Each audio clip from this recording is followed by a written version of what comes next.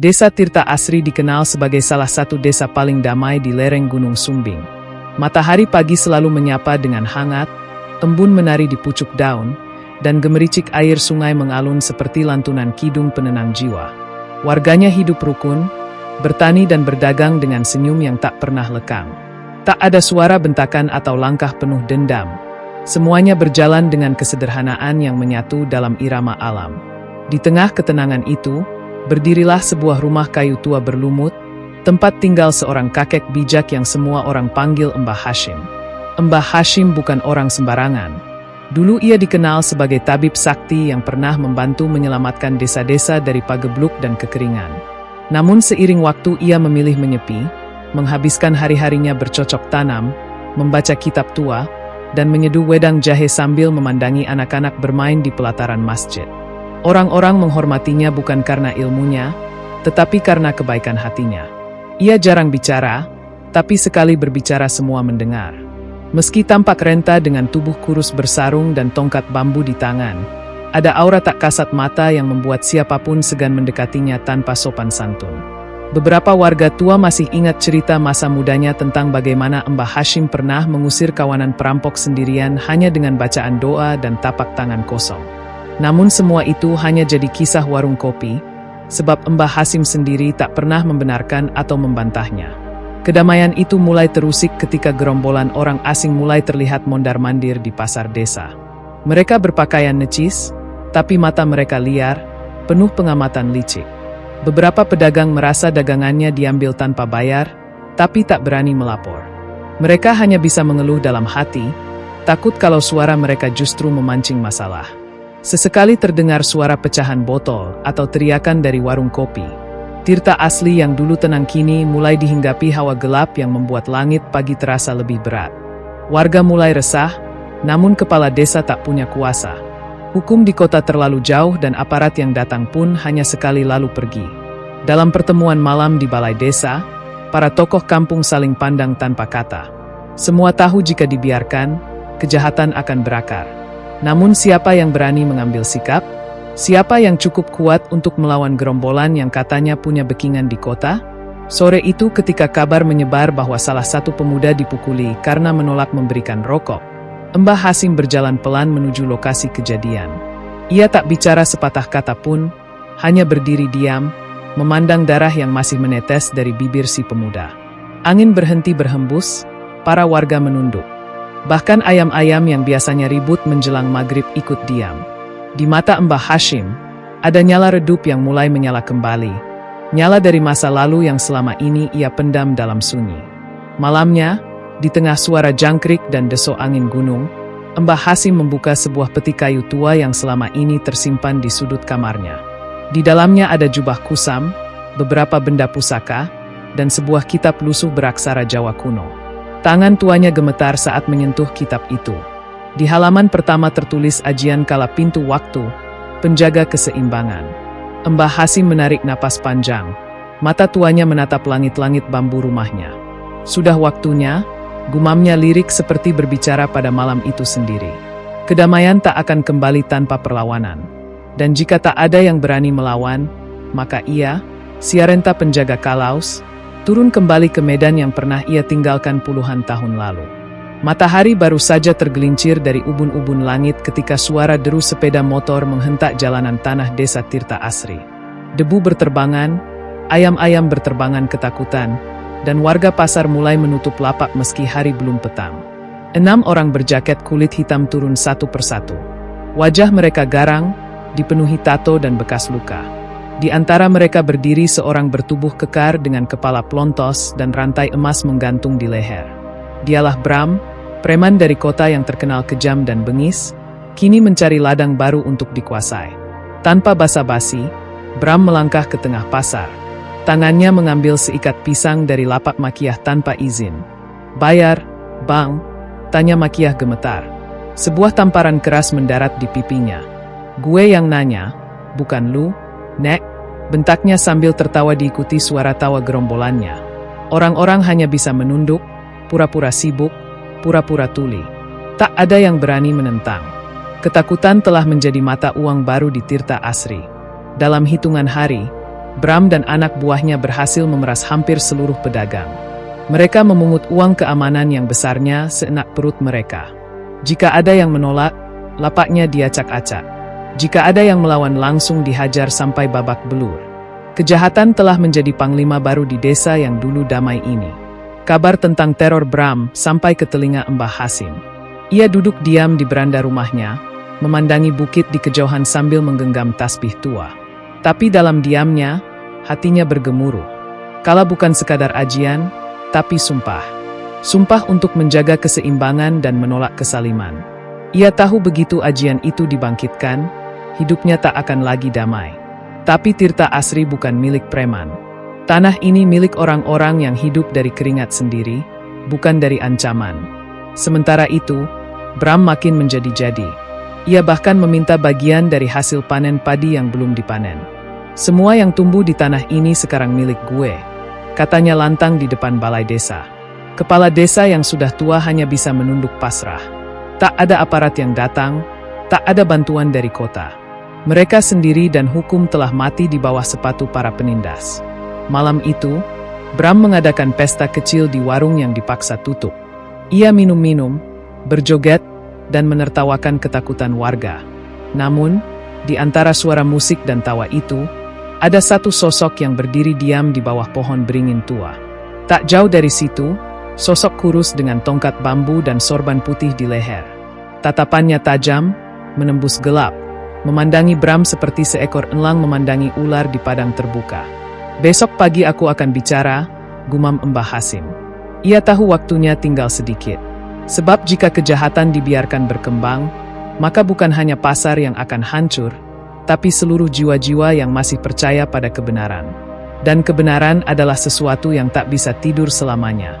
Pagi itu, kabut masih menggantung rendah saat Mbah Hashim melangkah pelan ke tengah pasar. Tak banyak orang di sana. Hanya beberapa pedagang yang memberanikan diri membuka lapak dengan wajah pucat. Ketika siluet tubuh Mbah Hasim muncul dari balik tikungan, waktu seolah berhenti. Langkahnya lambat tapi mantap. Tongkat bambu menghentak tanah dengan irama yang membelah kesunyian. Semua mata tertuju padanya. Seakan sosok itu datang membawa sesuatu yang telah lama dilupakan. Harapan.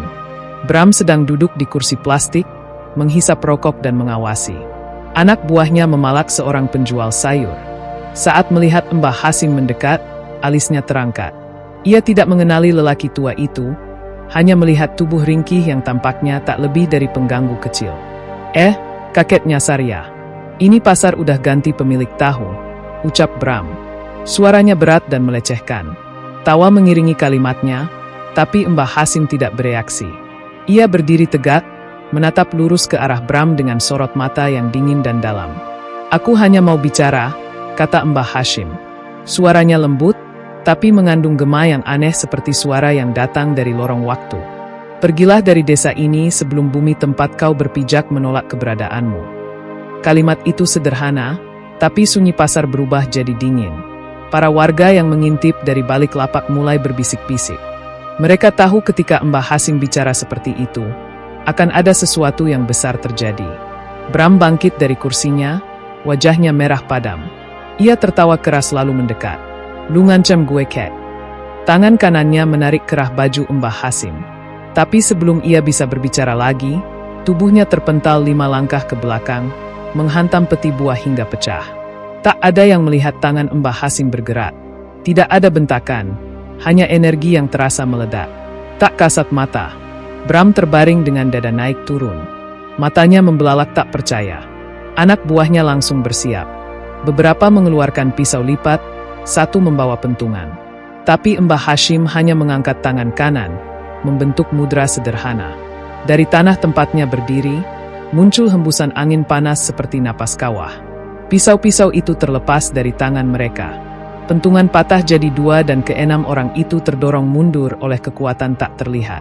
Pasar bisu sebuah kebangkitan yang telah lama tertidur. Bram bangkit dengan susah payah. Mulutnya mengumpat, tapi langkahnya goyah. Ada rasa yang tak bisa ia jelaskan dalam dadanya. Takut. Bukan karena kekuatan Mbah Hasim semata, tapi karena dalam tatapan mata tua itu, ia melihat bayangan sosok-sosok terdahulu yang pernah membuat para preman sepertinya melarikan diri ke kota. sosok-sosok legenda. Dan kini salah satunya berdiri di hadapannya. Ini peringatan terakhir, ucap Mbah Hasim pelan. Jika kau masih memilih jalan ini, maka bukan hanya tubuhmu yang hancur. Jiwamu akan terperangkap dalam lingkaran kutuk yang tak kau mengerti. Bram tak menjawab. Napasnya tercekat. Ia memerintahkan anak buahnya pergi dan mereka pun kabur terbirit-birit meninggalkan pasar yang kini terasa seperti medan perang yang baru saja disucikan. Ketika Mbah Hasim berbalik dan melangkah pulang, warga mulai keluar dari persembunyian mereka. Mereka tidak bersorak, tidak juga bersiul. Tapi mata-mata mereka penuh air dan rasa hormat. Satu persatu mereka menunduk ketika Mbah Hasim lewat. Sang penjaga lama telah bangkit. Dan hari itu untuk pertama kalinya sejak kehadiran Bram, langit Tirta Asri terasa kembali biru. Namun desa itu belum benar-benar tenang. Di rumah tua di tepi bukit, Mbah Hasim duduk bersila di ruang dalam. Di hadapannya dupa menyala perlahan, mengepulkan harum kayu cendana. Matanya terpejam, namun pikirannya menjelajah jauh. Kalainya mulai bergetar seperti makhluk yang mulai terbangun dari tidur panjang. Ia tahu apa yang terjadi pagi tadi hanya awal. Bram bukan tipe orang yang menyerah dalam sekali pukul. Akan ada badai besar yang datang dan ia harus bersiap bukan hanya secara fisik tapi juga batin. Di sisi lain, di pinggir kota yang gelap dan penuh suara knalpot liar, Bram mengobati luka egonya. Ia duduk di dalam rumah kontrakan sempit, ditemani sebotol minuman keras dan wajah murka. Anak buahnya hanya menunduk, tak berani membuka suara. Itu bukan orang biasa, gumam Bram lirih. Tapi di balik nada ketakutannya muncul baru padam. Ia merasa dipermalukan, ditelanjangi kekuasaannya di hadapan warga desa. Itu luka yang tak bisa disembuhkan hanya dengan waktu. Itu luka yang menuntut balas. Panggil si Bagas, perintah Bram. Akhirnya gue gak peduli siapa itu kakek. Dia harus lenyap. Bawa orang-orang dari terminal barat yang keras-keras.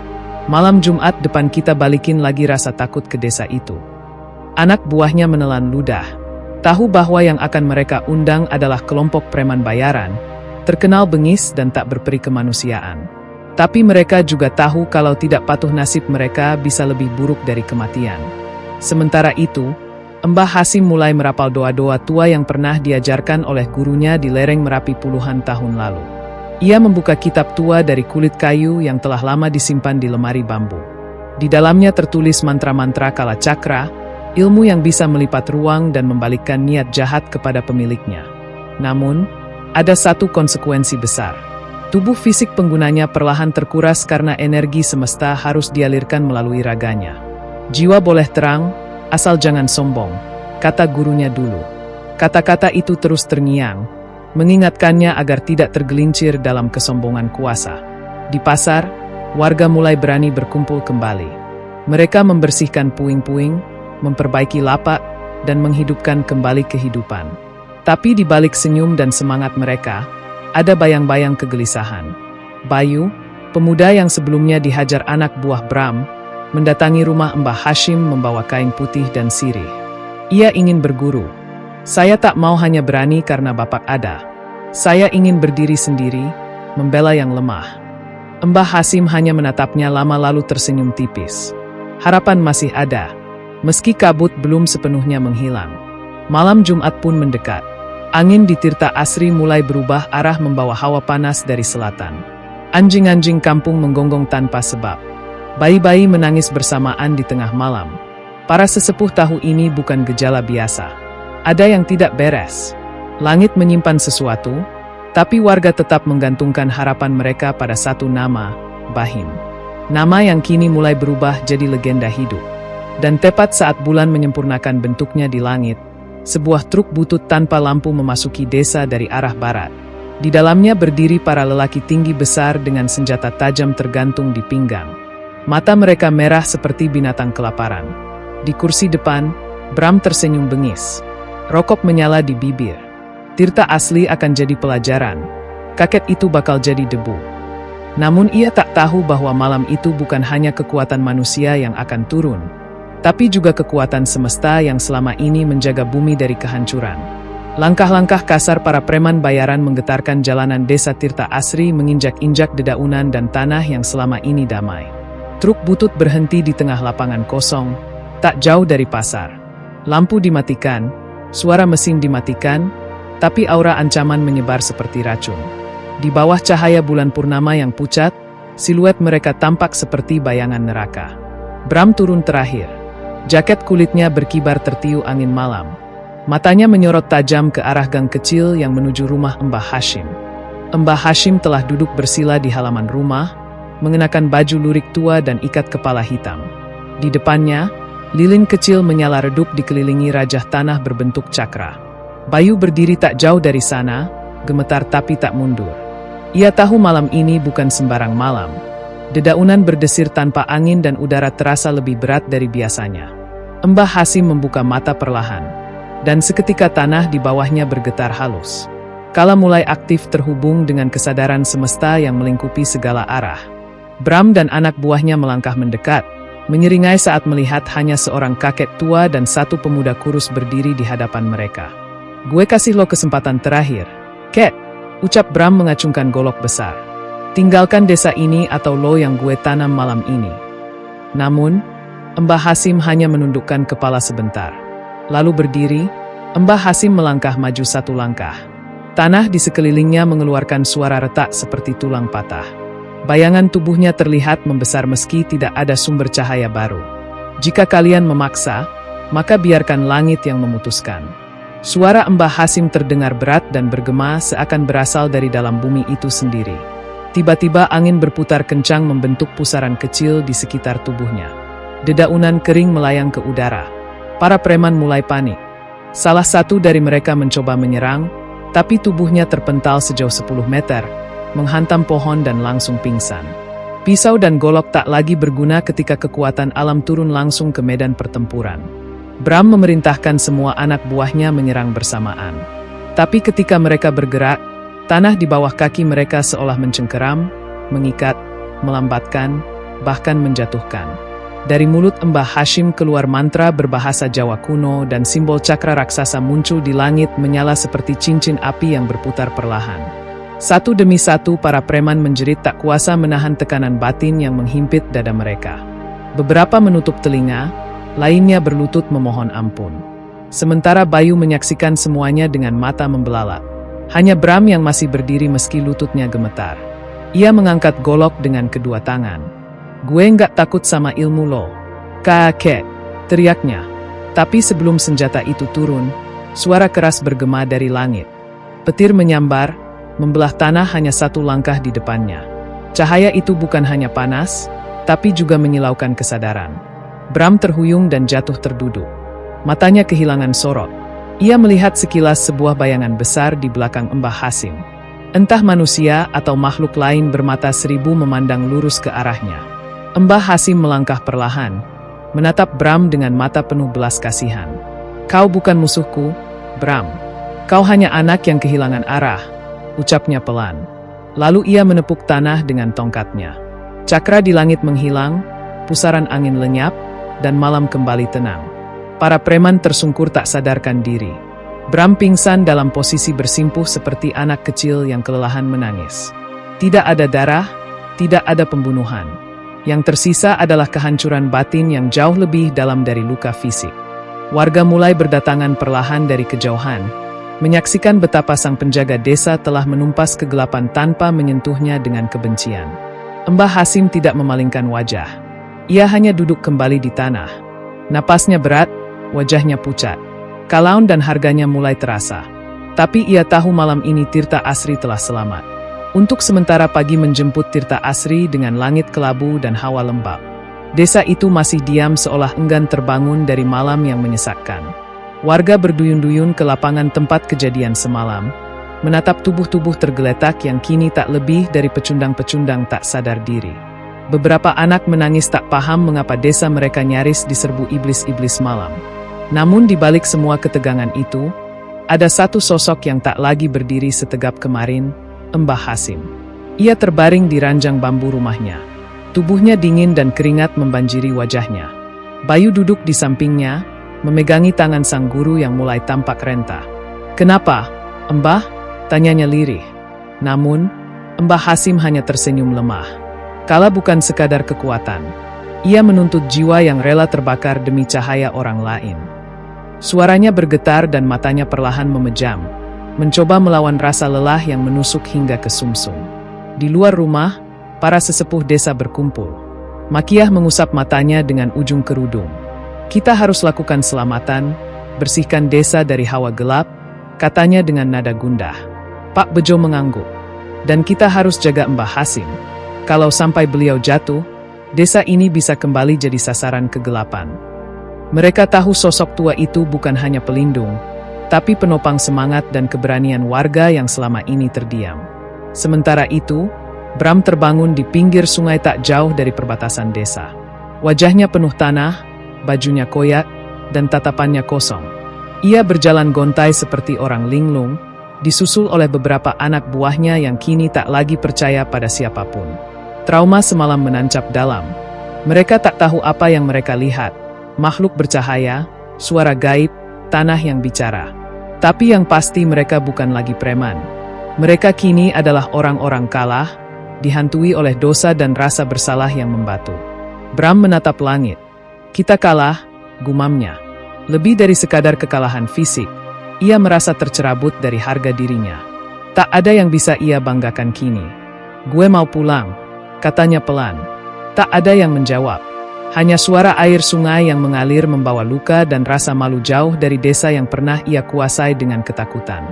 Namun di dadanya tersisa satu hal yang justru makin menakutkan. Rasa ingin tahu tentang siapa sebenarnya Mbah Hasim.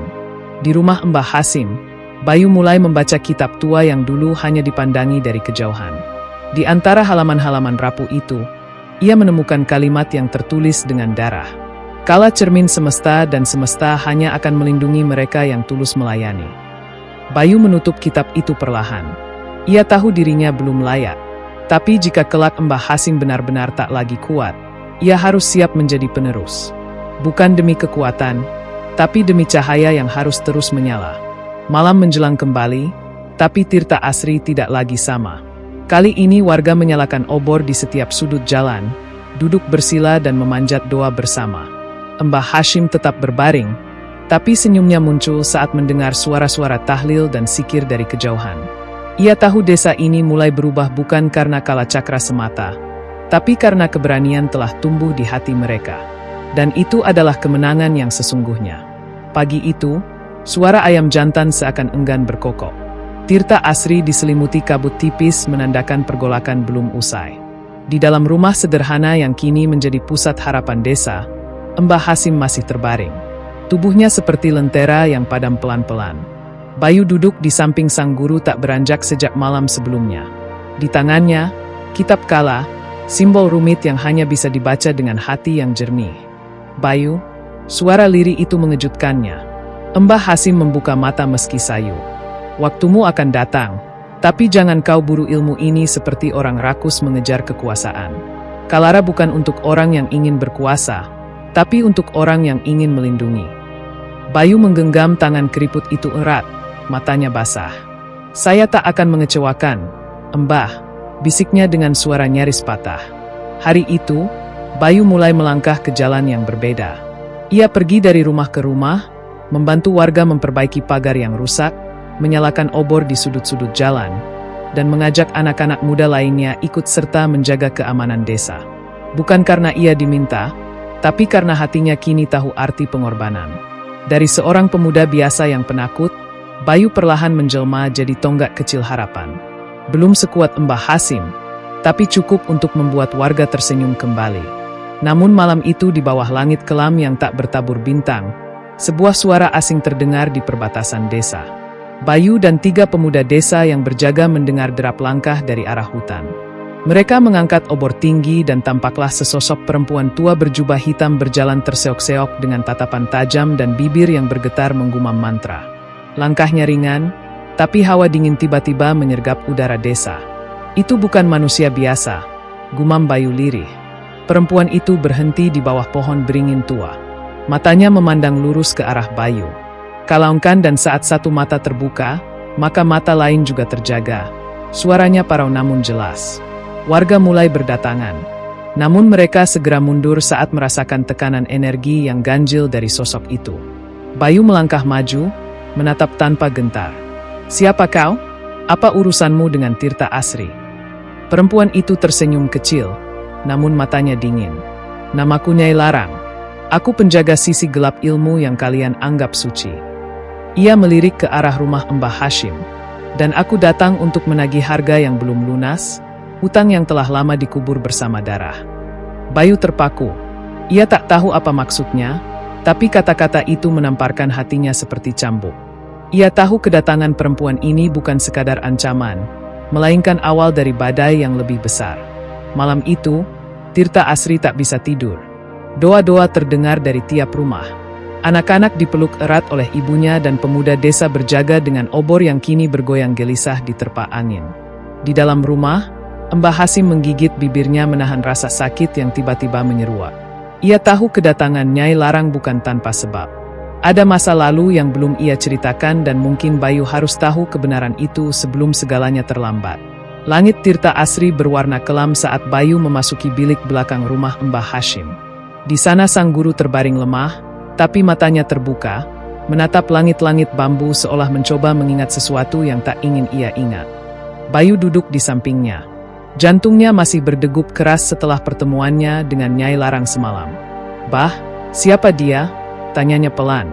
Mbah Hashim terdiam lama sebelum akhirnya membuka suara seperti menyayat waktu yang lama terpendam. "Dulu sebelum aku jadi penjaga kala, aku pernah punya saudara seperguruan." Suara Mbah Hashim serak perlahan. "Namanya Nyai Larang. Dulu ia perempuan yang berhati kuat, tapi terlalu mencintai kekuatan." Mata Mbah Hashim menerawang jauh. "Kami belajar dari guru yang sama, tapi ketika tiba saat memilih jalan, aku memilih cahaya dan dia memilih bayangan."